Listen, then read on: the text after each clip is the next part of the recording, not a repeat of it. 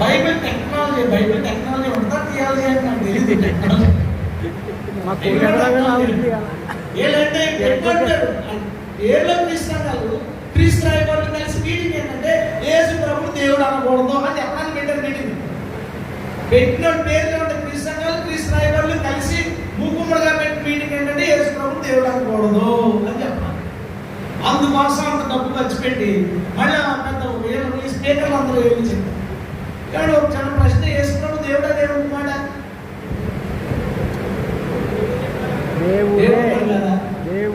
దేవుడు కదా.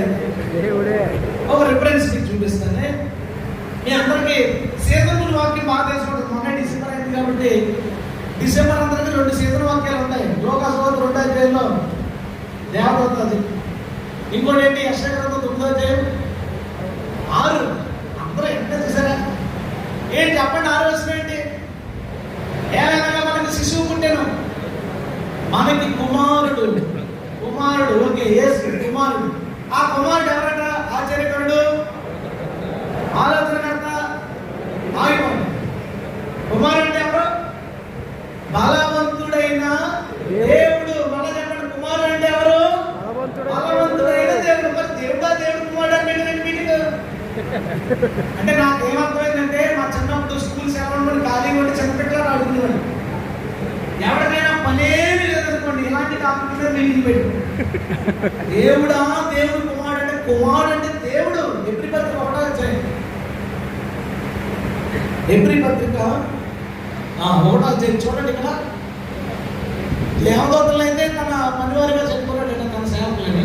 తన కుమారుని గురించి అయితే, దేవా నీ సింహాసనము. కుమారుని గురించి అయితే దేవాన్నాడు.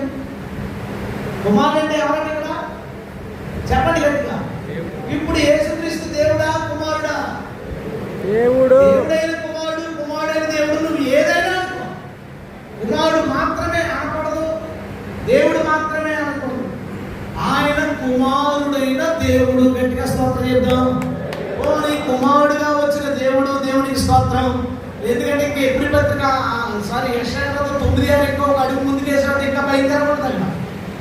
కుమారుని గురించి ఆశ్చర్యకరుడు, ఆలోచనకర్త, బలవంతుడైన దేవుడు, నిత్యుడకు తండ్రి. కుమారుని ఏమన్నారో తెలుసా? నిత్యుడకు తండ్రి అన్నారు. నిత్యుడకు తండ్రి. సో కుమారుడు అంటే చిన్న వ్యక్తి, సడన్ గా అప్పుడు పుట్టినోడు అసలు కాదు. కుమారుడు దేవుడు. హల్లెలూయా. అలా చెప్తామా? హల్లెలూయా. ఎన్నో వచనాలు యేసుక్రీస్తుని దేవుడు అని చెప్తున్నాయి. అందులో